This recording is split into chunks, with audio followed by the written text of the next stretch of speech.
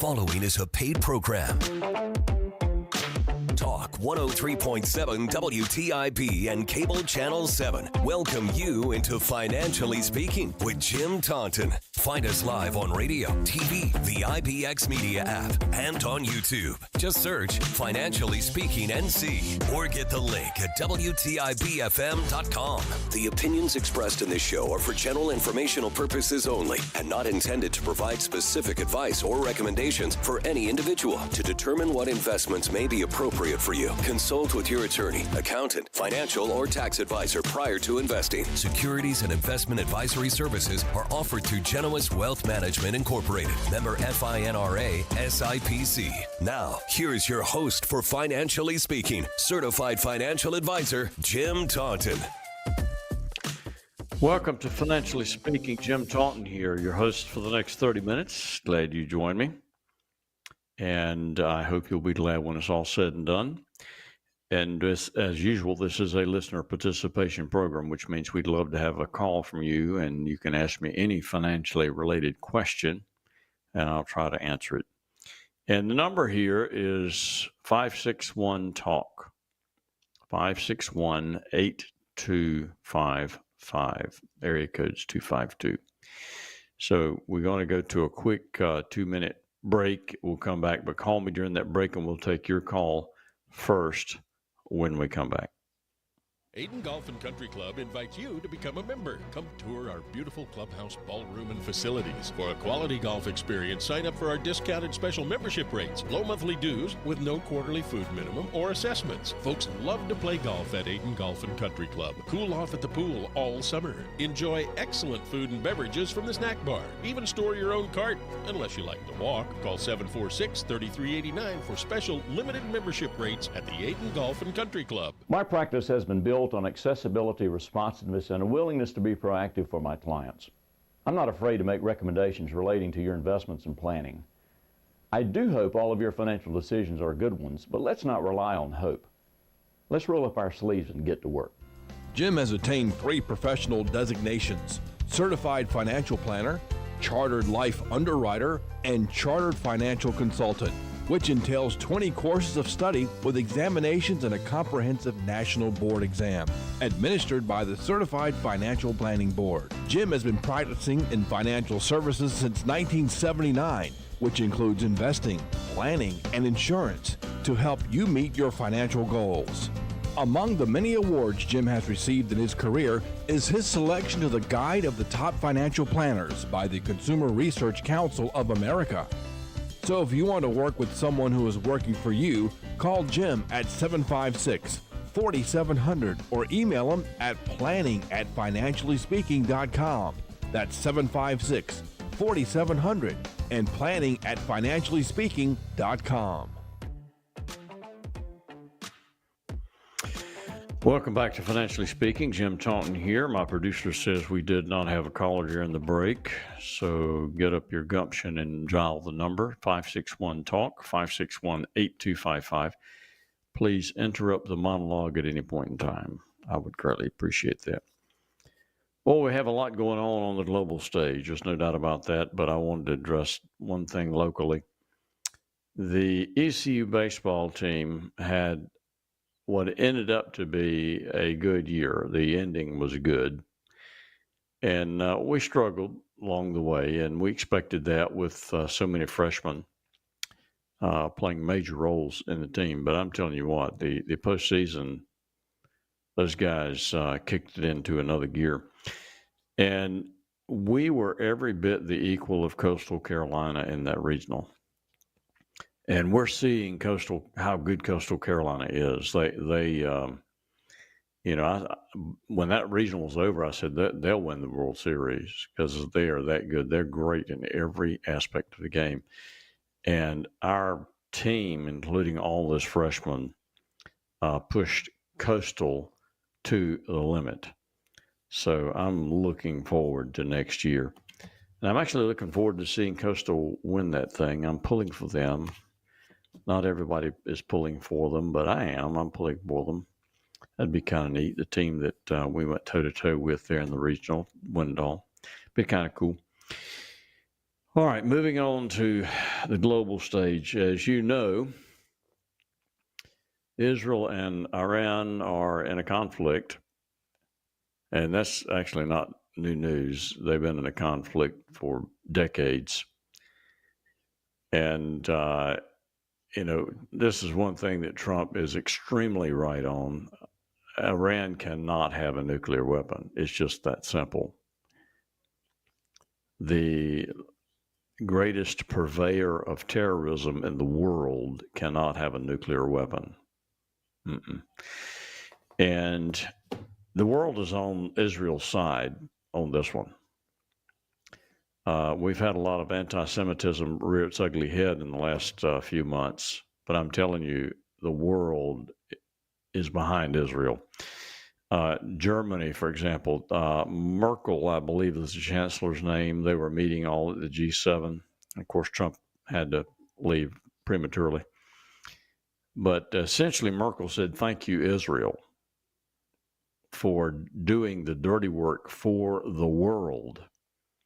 The world owes Israel a debt.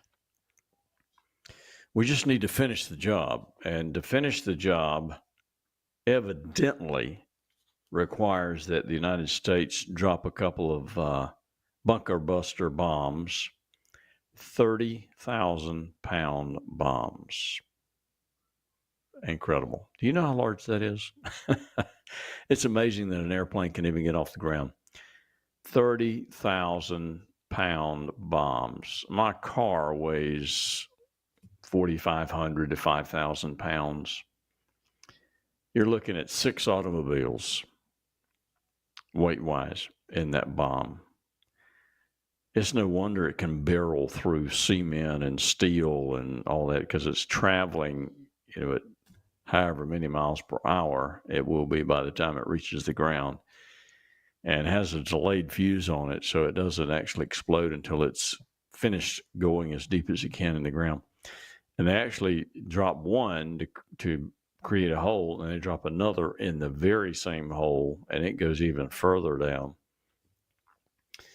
I mean, that facility is good as gone, because Trump's not going to leave that facility intact, and Israel won't leave it intact. If they have to actually put boots on the ground and knock some doors down and go in there and set some explosives, they're going to destroy it. And I think it'd be a much cleaner operation if we could just drop the bombs and be done with it. So let's see what happens. The plan's already in place, and Trump's approved it evidently. And they say that within the next 2 weeks, he's supposed to decide if we're going to proceed with it. But finish the job. We just need to finish the job. Iran cannot have a nuclear weapon. So go Israel. You see my flag back here. I had it up way back when they were invaded by Hamas to support them, and now I'm going to support them in their action against Iran. All right, tariffs. Have been the talk of the town here for, a month and a half, 2 months. And so far, it's been much ado about nothing, because not much of the tariffs have been put in place and remained. And of course, that was by design. He's using them as a negotiating tool. But we do have the 10% flat tariffs that are intact and will remain intact. But it's the reciprocal tariffs that we're hoping to negotiate away, and we have with a number of countries already. And that probably will happen. So we have not seen any inflation, but I will say that it's probably too early to make the call on whether tariffs will cause some inflation. Because again, we haven't seen a lot of tariffs implemented. And this is going to take, a month or two to actually see an effect from the tariffs. So probably too early to make the call, but, we see some slowing in the economy, and the Fed really needs to get out of the foreign policy business and they need to stick to monetary policy, which is what they're supposed to do. And if they're data driven, which is what they've said, they should reduce rates because the economy is slowing and we don't have inflation right now. If inflation rears its ugly head, then they can take some measures to combat it. But right now, it is not a problem. The question will be, is inflation inevitable if tariffs go into place? I don't know. There are people much smarter than I am that are figuring that one out. And the opinions are all over the board on that. And all these opinions are by people who are very smart on both sides. So I don't know what to tell you on that one. But right now, no inflation. Matter of fact, we've had some deflation. And we just need to go ahead and start lowering rates. And if we need to stop because of some data that comes up available, then so be it. So be it. All right.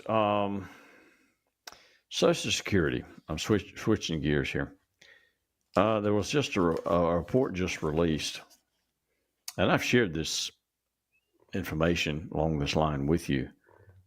This information really was on reports when you would receive your annual report from Social Security, or if you ordered one, it was sent to you. It was on the front page of the report.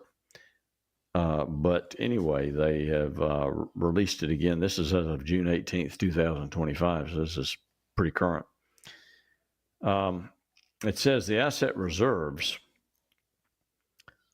which is nothing but IOUs from the federal government, of the Social Security Old Age and Survivors Insurance Trust Fund, which pays benefits to retirees, will become depleted in 2033. The same year as last year's estimate, with 77% of benefits payable at that time. This is what the Social Security Board of Trustees was reporting. So the combined retirement and disability trust funds are set to have enough dedicated revenue to pay all scheduled benefits until 2034, 1 year earlier than projected in 2024, with 81% of benefits payable. So that was the disability benefits. This report shows that Social Security is fully affordable, costing only about 6% of GDP at the end of the 21st century. Nancy Altman, president of Social Security Works, I'm not familiar with that organization, by the way, said Wednesday in a statement it has a modest funding shortfall, which is still years away. And there is no question that Congress will act to avert the shortfall, as it always has in the past. And the question is just what will Congress do? And let's see, she said there are two options. This was Altman. Bringing more money into Social Security or reducing benefits. Any politician who doesn't support increasing Social Security revenue is by default supporting benefit cuts. That kind of sort of makes sense. And the big point I would like to make to you is when I would share this information with clients that was coming off of their report they received from Social Security, and it said that Social Security would still be able to pay 77% of the benefit even if the trust fund went default and Congress did nothing to prop up Social Security, which is not going to happen. You'd still get 77% of what your projected Social Security benefit is. Now, I know a lot of people are going, oh my God, that's terrible. It's terrible if your only source of retirement income is Social Security, which it should not be.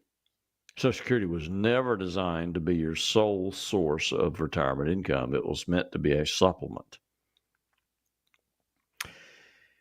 So if you have a pension, or you've got a 401k that's been rolled over and generating an income, or some other sources of income, that would not be the death knell. You would not be homeless.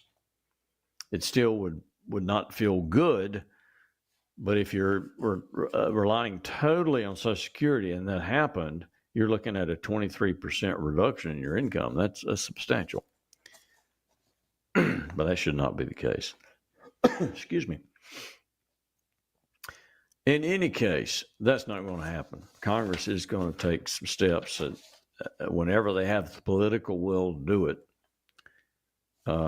to prop up Social Security and make sure that it continues on into the future. So be looking forward to seeing exactly what they do there. But again, I've shared on this program in my opinion, the most important issue we need to address is the debt and deficit. Trump's working on the deficit. I firmly believe that. But cuts are not going to do it. Cuts are like spitting in the ocean. We don't have enough wiggle room in the budget to make cuts enough to make a difference. We have to create more tax revenue. And how do we do that? Not by raising taxes, but by growing the economy, increasing the GDP. How do we do that? By motivating people to invest and start businesses and do this and that and the other that generates income that the government can tax, but not by increasing the rates on existing income sources. That's a good way to shut down the economy. If you tax it more, you'll have less of it. If you tax it less, you'll have more of it. It's just that simple. And it makes perfect sense when you think about it. So we've got to grow this economy, and the way to do that is to motivate people to spend and to grow, invest, and start businesses and what have you, hire people, pay them income, wages. And you do that by lowering taxes, actually. So initially, you may see a slight increase in the deficit, but almost any economist would tell you that by doing that, you're ultimately going to increase your tax revenue because of the increase in your economy. But, that we got to have that. Got to grow the economy. All right, where are we here? Oh, yeah, past the midpoint. All right, let's go to another 2-minute break. And call me during the break with your financially related question, please. I would love to talk with you. Much rather talk to you about something that you feel is important to you. And the number is 561-TALK, 561-8255, 561-8255. Call during the break. I'll take your call when we come back.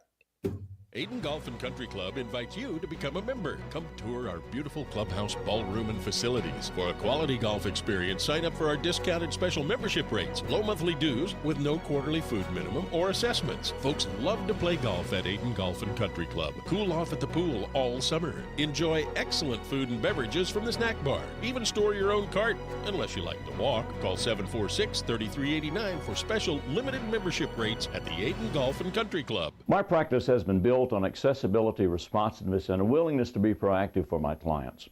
I'm not afraid to make recommendations relating to your investments and planning. I do hope all of your financial decisions are good ones, but let's not rely on hope. Let's roll up our sleeves and get to work.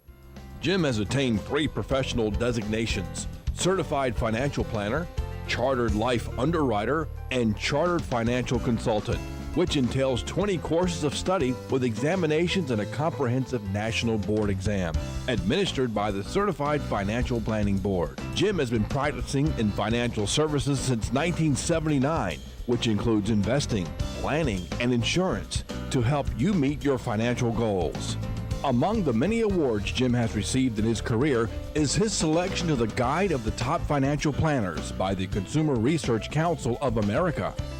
So if you want to work with someone who is working for you, call Jim at 756-4700 or email him at planning@financiallyspeaking.com. That's 756-4700 and planning@financiallyspeaking.com.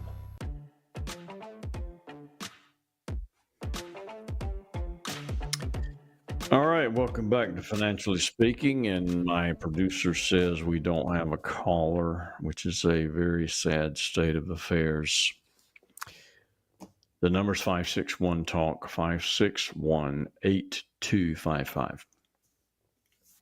Call me anytime. We have plenty of time. We've got probably another 9 minutes of talk time on the program. You see my Israeli flag there over my shoulder, and I, of course, radio, no, you cannot. But we simulcast this program on my YouTube channel live, and then it's archived, so you can go back and watch it if you'd like. And the YouTube channel is Financially Speaking NC. So when you go to YouTube, in the search bar, just put Financially Speaking NC. You'll find the channel. Hit the subscribe button, and that way you get notifications every week when I'm going on the air.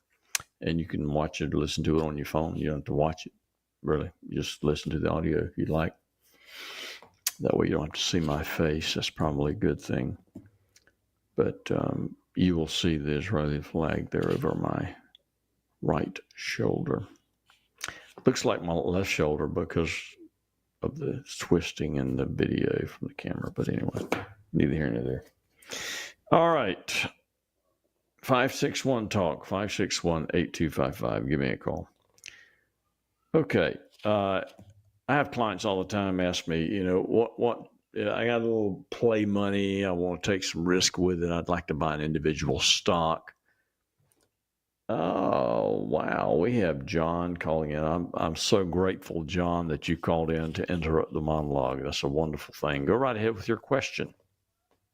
Yes. I have a whole life insurance policy with approximately $32,000 cash value, and was wanting to see what might be the best thing to do with that money as far as cashing it in and putting it in to something. Okay. Let me ask you a few questions first. What's the face amount of the policy? $200,000. All right. How old are you, John? 61. 61. So you feel like you have outlived your need for life insurance. Is that right? Yeah, and I have another policy as well. So I feel covered, and then based on liabilities, I'm not worried about this particular policy. Yeah. Well, no, I'm not questioning that at all. You most people will outlive their need for life insurance. I tell clients that, and I'm a financial planner that believes that. So, and the reason is when you're young, you're just starting out, you have no assets, and you're trying to protect your loved ones, your surviving spouse, and so you buy life insurance, a fairly large amount, to try to replace at least a portion of your income to them. But as time goes along and your assets grow, your assets become your life insurance. Because if you die, your surviving spouse would have those assets to generate an income stream. So you very well could have outlived your need for life insurance. Now, $32,000 of cash value, $200,000 of face amount. That actually means you only have $168,000 of life insurance, because $32,000 of that is your money. Correct. So if we surrender it, how long have you had the contract? Well, I bought it when I was young and didn't know anything about insurance at the time. Just let it roll through these years. But approximately I know now I wouldn't have purchased it, but in hindsight. Approximately how many years have you had it? At least 25, maybe 30. All right, and what was your premium on that policy? To be honest, I don't really know. It's automatic type draft, but I'm gonna say it's $50 to $60 a month. All right, let's just say 50. That's 600 a year, and let's say 25 years. All right, you've paid 15,000 or whatever it really is, but based on those calculations, those numbers, you would have paid in $15,000. So if we surrender it, you have a $17,000 gain, and that will be taxed as ordinary income. So you need to be prepared for that. That's not going to drive our decision. Part of my question was is there any thing I could roll the cash value into without hitting the penalty, the tax penalty? You can. And the only thing is an annuity. You can roll the cash value in an annuity, and the basis will it's a 1035 exchange, and the basis will carry over to the annuity, so you don't pay tax on it. And the annuity won't have all those insurance charges for the life insurance. It'll have some charges, but not nearly as much as you're paying for the life insurance. And some of the annuities have investment accounts. You put the money in, and you're earning an investment type of return. So if avoiding the taxation on your gain in that contract is of primary importance to you, that's an option that I would discuss with you. If you say, nah, I just want to get the money out, and I've got a use for it, buy some real estate and I need the money, or we're going to travel around the world a few times, then we would just set aside enough out of the money to pay the taxes.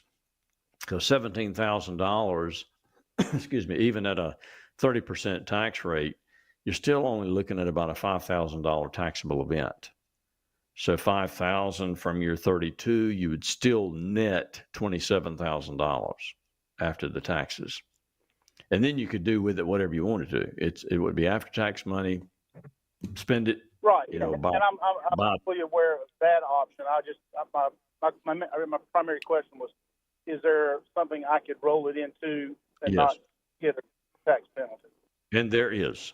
You can roll it and not pay tax on the gain into, I would probably use a variable annuity because it's an investment. It's a hybrid type thing. It's an investment product, and you can invest the money inside the variable annuity and get market returns. I mean, stock market like returns in an annuity like that.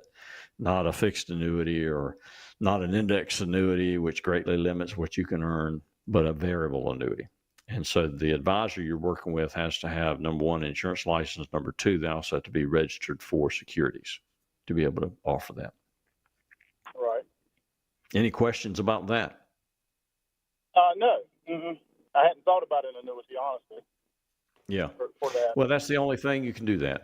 Any other type of investment or purchase, you will pay tax on the gain. But we can roll it into an annuity and avoid the taxation on the gain in that contract, the life insurance contract. And you're probably right. It's probably time to do that. Right. And then, of course, it would only be taxable once I withdrew it at a later time at whatever tax rate. That's correct. That is absolutely correct. The annuities are tax deferred. So you don't pay tax on any of the growth inside the contract, but when you make withdrawals, it's taxed on a LIFO basis, which is last in, first out. And that simply means that the first dollars you take out of the contract are considered to be your gain. So you would pay tax on the first dollars, and your principal or your cost basis is considered to be the last money that comes out. So if you did a 1035 of $32,000, and let's say in 10 years it had doubled and it was worth $64,000, the first $32,000 you withdraw would be taxed as income. The next 32 would be tax-free withdrawal of your cost basis. Gotcha. All right. Let me quickly give you some contact information. I've got music in my ear. I've got to do it real fast. Okay. Number of the office is 756-4700. 756-4700. My email is jim@jtauntonfinancial.com. Just email me or call, and we'd be glad to talk with you. And no obligation or cost for this meeting. Thanks for calling, John. I appreciate that. Great question. All right. We're out of time. So this is Jim Taunton helping you make all of your financial decisions good ones. Good night, everybody.